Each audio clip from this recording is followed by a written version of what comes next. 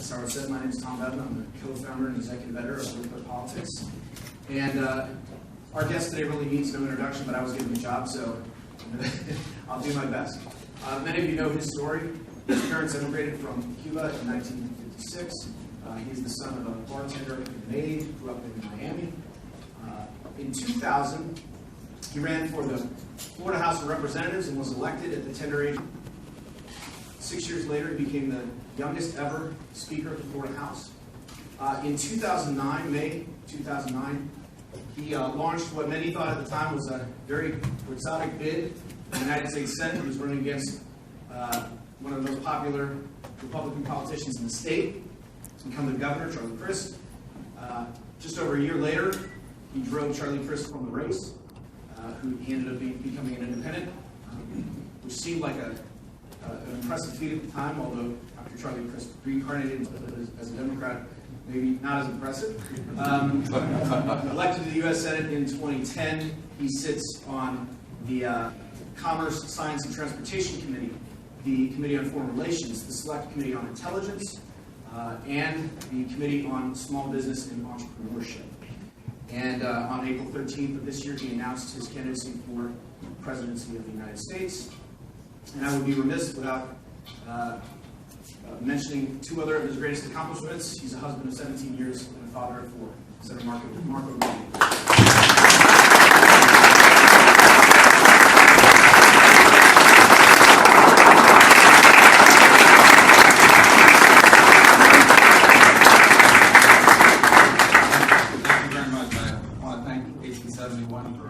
Hosting this here today, and all of you for being a part of this.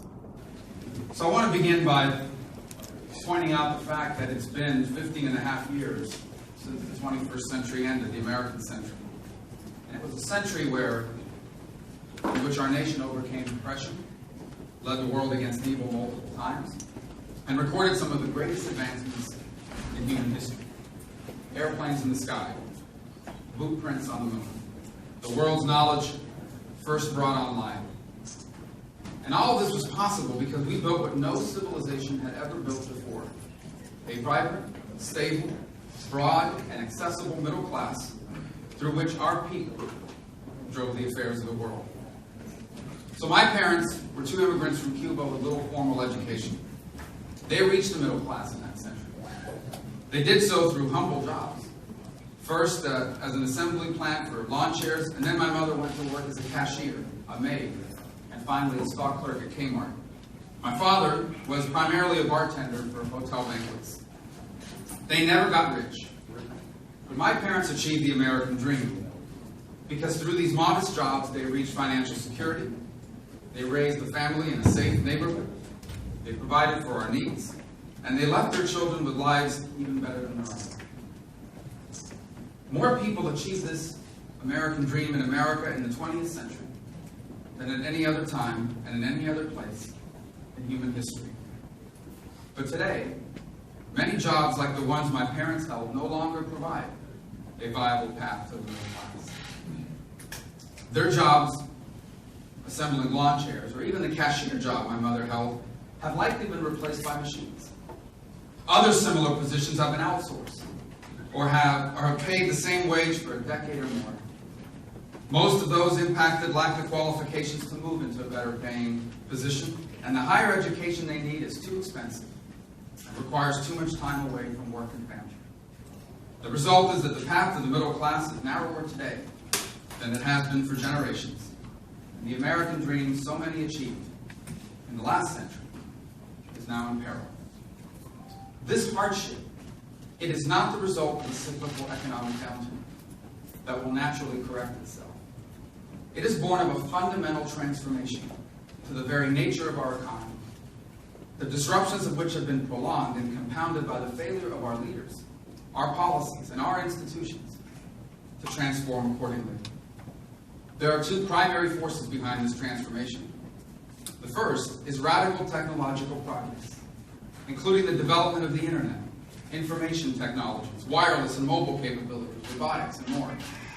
And the second has risen partly from the first, and that is globalization. From where you sit, you can sell a product to someone on the other side of the world almost as easily as to the person on your left or your right. This has pulled us into competition with dozens of other nations for business, jobs, talent, and innovation. Over the last 2 decades, not a single industry has been untouched by these forces, and the disruptions have triggered a cascade of anxiety. Fewer Americans believe in the viability of the American dream today than during the worst of the financial crisis in 2009. Many pundits and media outlets stoke those fears, painting a dreary picture of the future in which automation and outsourcing continue to shadow the American workforce. But history is not silent on this subject. It tells us the future is swayed by the actions we take, not by the predictions we make. Generations of Americans before us faced equally disruptive periods of transformation. For example, in the Industrial Revolution, machines suddenly automated tasks people had built their lives around for centuries. Like today, the beginning was rough. Jobs were lost, wages were static, and new wealth was concentrated at the top. Doubts and fears about the future were widespread, but then something changed. When our children learn about the Industrial Revolution today, they learn that it was a period of progress. Yes, jobs were lost, but even more were gained. And the middle class expanded, thrived, and laid the cornerstone of the American century. So how did that generation overcome the challenges? It wasn't through resistance, pushing back against new technologies or trying to resurrect old jobs. It was through adaptation, business integrating new technologies, workers learning new skills, and leaders leading in a new direction. Today's technological revolution carries extraordinary opportunities, even more, I believe, than the Industrial Revolution ever did. But we have not yet seized these opportunities, nor is it guaranteed that we will. Whether we do or do not will depend on the actions we take, the leaders we choose, and the reforms we adopt. For the first 15 and a half years of this century, Washington has looked to the past. Our economy has changed, but our economic policies have not. And we have learned painfully that the old ways no longer work. That Washington cannot pretend that the world is the same as it was in the 1980s. It cannot raise taxes like it did in the 90s. And it cannot grow government like it did in the 2000s. The race for the future will never be won by going backward. It will never be won by hopping on Hillary Clinton's time machine to yesterday. She seems to believe, as many do, that pumping more of today's money into yesterday's programs will bring prosperity tomorrow. It will not. Nor will thinking small. Hiking the minimum wage by a few dollars will not save the American dream, but it will accelerate automation and outsourcing.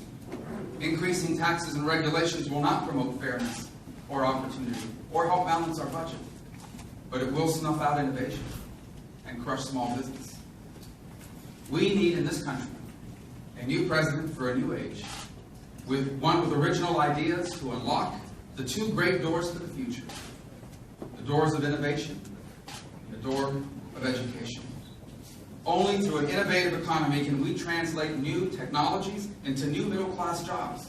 And only through a revolutionized higher education system can we equip all of our people to fill these new and better-paying jobs.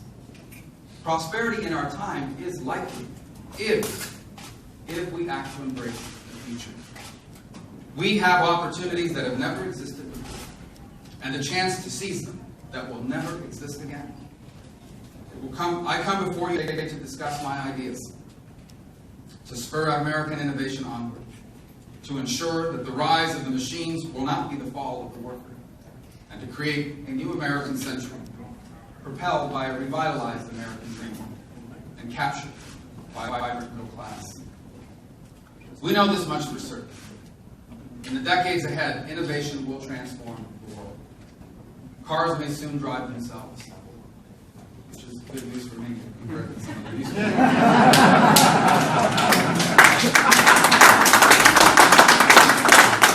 Who are they going to give the red light camera to?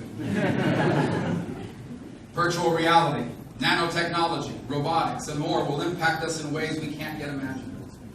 Our devices will grow more powerful, bring new capabilities to the masses. The question is not whether innovations are coming. The question is whether America will develop and produce them, or whether our people will share in the wealth that they will help create. To build the most innovation-friendly economy in the world, we must build the most business-friendly economy in the world. Right now, we have quite nearly the exact opposite. The United States has the highest corporate tax rate in the developed world. We have a tax code that punishes American companies for competing in the global economy. And we have a regulatory system that prevents small businesses, who are the primary engines of innovation and job creation, from competing against established players. The results of this approach are, for the first time in 35 years, we have more businesses dying than being born. In the first quarter of this year, our economy shrank for the third time since our recovery began. And over the last decade, the United States has lost $179 billion worth of domestic companies through foreign takeovers. But when I'm president, I will empower innovators rather than punish them. I will cut our corporate tax rate to be competitive with the average of 25% for developed nations. If we had done this 10 years ago, instead of losing $179 billion worth of American businesses, we would have acquired $590 billion worth of foreign firms. I will also establish a territorial tax system. Today, when an American company earns money overseas, it is taxed in that country, in the country that they earned it in, and then again, if it's brought back to America. We are the only G8 country that levies that second tax. And the understandable impact is that many companies choose never to bring their money back home. Apple, for example, has $171 billion sitting overseas. That money would be an immediate economic boost. But because Apple would be punished for bringing it back, they choose not to. My tax plan will allow immediate 100% expensing for businesses. This means that the more a company invests in creating jobs, the less they owe in taxes. And the more they pay their workers, the less they pay the government. I will put a ceiling on the amount of U.S. regulations and what they can cost our economy. Just since the year 2008, federal regulations have cost us $771 billion. Many of these regulations are the result of an alliance between big business and big government. Hillary Clinton has argued the economy is rigged in favor of wealthy interests. She's right. But what she won't tell you is that big government is doing the rigging. And a massive regulatory apparatus inevitably becomes the instrument of those with lawyers and lobbyists necessary to influence it. Government should work to empower and to protect the private sector, not to control it. Just 2 months ago, I sponsored and proposed a bipartisan plan with Senator Chris Coons to modernize our national lab system, which has long been a leading source of research in science, medicine, energy, and technology. Currently, much of this research gets trapped in the public sector, but my legislation would increase the lab's flexibility to partner with the private industry. We must also recognize the industries that need some special protection in the 21st century. In its short life, the internet has become one of humanity's greatest treasures, which is why it belongs in the hands of our people, not our government. In the Senate, I have fought to safeguard and reinforce internet freedom and digital opportunity, and will continue that fight as president. I led a coalition opposing efforts to cede internet regulatory power to the International Telecommunications Union. I will also advance a comprehensive wireless plan to expand unlicensed spectrum, spectrum is the highway of the digital age. But the amount made available to the public is limited, and the result is a digital traffic jam. As president, I will reallocate spectrum for public use, which could create an estimated 350,000 jobs per 500 megahertz. Finally, to win the global competition for innovation, we must win the global competition for talent. This requires reforming our legal immigration system to make it skill and merit-based rather than simply family-based, which will protect American workers and also attract more talent to grow our economy and to create jobs. Innovation is the first door to the future, but even once we pass through it, a second door remains shut in front of us. Innovation will create millionaires and even billionaires, but we must ensure it also creates a vibrant middle class. And that can only be done through through the modernization of our higher education system. As our technological capabilities grow, it is true that we will see more low-paying jobs replaced by machines, but that's only part of the story. With the innovation economy I have just discussed, we will also see the creation of higher-paying, higher-skilled jobs that only humans can perform. And history backs this up. For example, when the power loom was invented, many feared it would eliminate all textile jobs. The truth turned out to be the opposite. The loom increased production, and as production increased, so did demand. And as demand increased, so did the need for skilled laborers who could operate the machines and manage the factories. Jobs in the textile industry actually increased for 100 years thereafter. But these jobs did not immediately pay higher wages. Before that could happen, workers needed to learn marketable skills that could be standardized across the industry.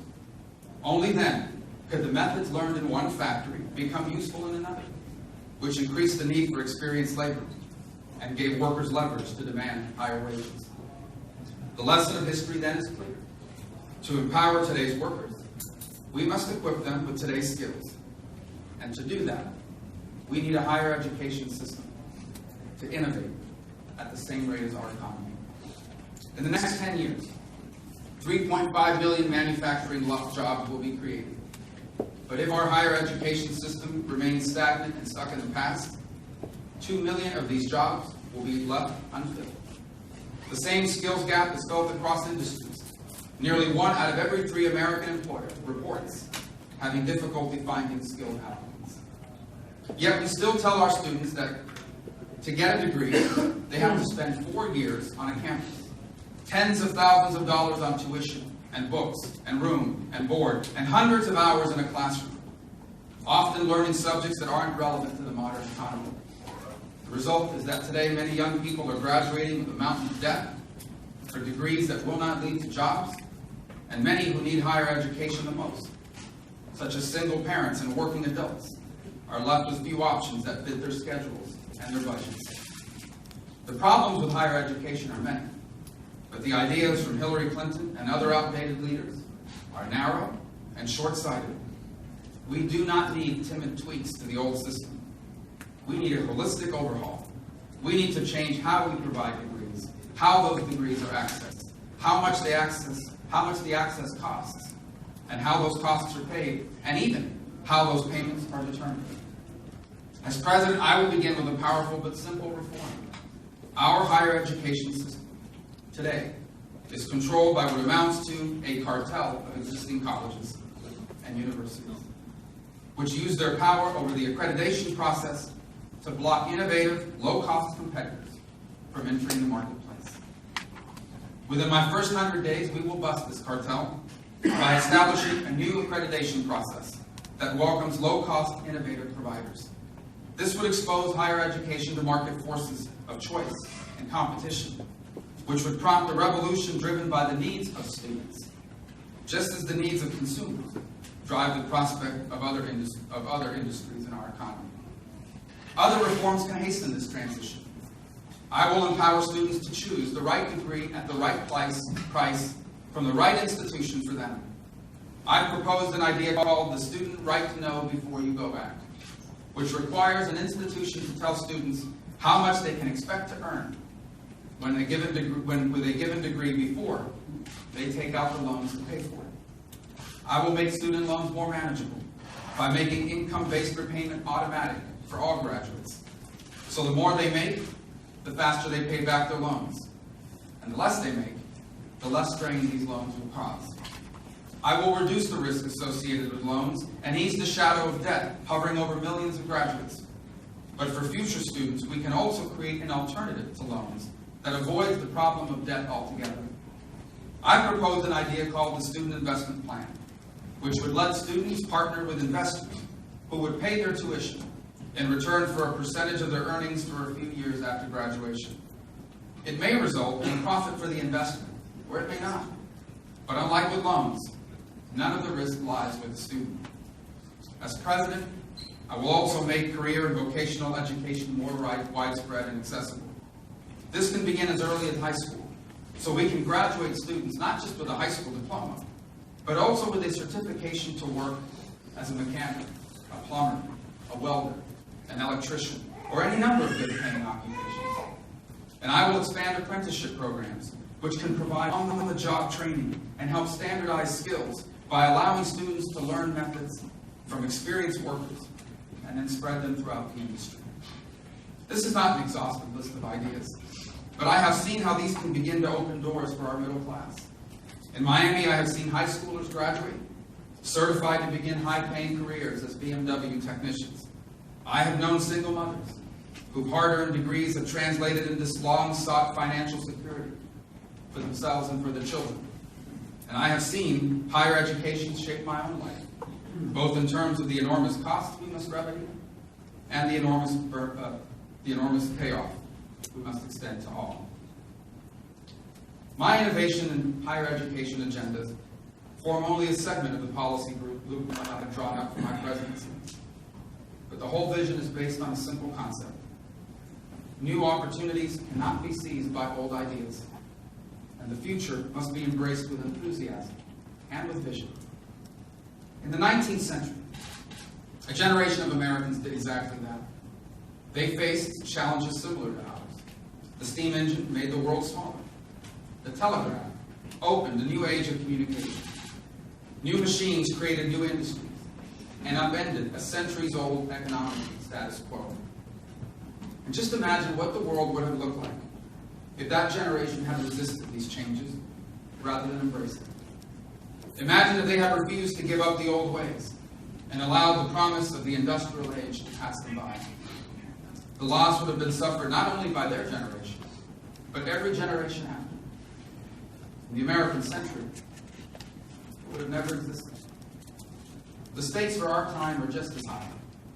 If we fail to capture the promise of this new age, we will be the first generation to leave a weaker America behind. But if we succeed, we will lay the cornerstone for a new American century. We will not just recover economic ground, we will gain it. We will see the creation of higher paying, more fulfilling, more exciting jobs than ever before. There are those today, and there have always been, who say prosperity is impossible, that the future is lost. It seemed for a while that all you had to do to become a best-selling author is write a book predicting a post-American world, one driven by China or Europe or some other power. Many of these forecasts come from people who rarely leave Washington, D.C. If that city is all they see, it's no wonder they think America is in trouble. So I say to them, go to Boston. Walk through Kendall Square, often crowned as the most innovative square in the world. There they can peer through the looking glass into a remarkable, revolutionary future for our nation and the world. I say to them, go to Florida Space Coast. See how an era of private and public partnership has put new adventures, new achievements, new discoveries within reach of humankind. And how suddenly an American flag on Mars has turned from an impossible pipe dream to an achievable American dream. I say to them, go to Reno, Nevada. See the data center being built by Apple. See the 1.2 million square foot distribution warehouse opened by Amazon. See the $5 billion gigafactory being constructed by Tesla and Panasonic, which will transform the automobile in this new century and create as many as 9,000 good-paying jobs in Nevada alone. I say to them, go to New Hampshire. Visit Southern New Hampshire University, which is consistently named one of the most innovative organizations in the world, on a list with Apple and Google, for how it pushes against the odds and against the naysayers to bring higher education into the 21st century. And I also say to them, come to Chicago. Visit 1871, this 50,000 square foot facility that serves as an incubator for digital innovation in the Midwest, providing entrepreneurs with mentorship, training, programming, and educational resources, potential investors, and a community of fellow dreamers dedicated to pulling the American businesses into a new age. Examples are not outliers. They are a pattern. Anyone who sees these things will understand that nothing has changed about our people. We are the inheritors of the American spirit, of the American dream, of the American century. In our veins flow the blood of men and women who refuse to accept the burdens of the past or to resign to the old way of doing things. Just as we pay respect to the Americans of the Industrial Revolution, so will the verdict of our time be written by those who have not yet been born. Let them write that we did our part, that in the early years of this century, we turned the corner on the past. We elected new leaders for a new time. We adopted policies that encouraged Americans to invent the products of tomorrow, manufacture them, and then sell them throughout the world. And we designed the higher education system that allowed our middle class to perform the great work and reap the great rewards of this century. Time has brought us to this doorstep of the future. But whether we turn the knob and push, whether we step across the threshold of a new age, whether we embrace this century with its challenges and its opportunities, its adventures and its dangers, it is a decision that is ours alone to make. I say we have lingered long enough on the future's edge, and I invite you to step forward with me together. Thank you.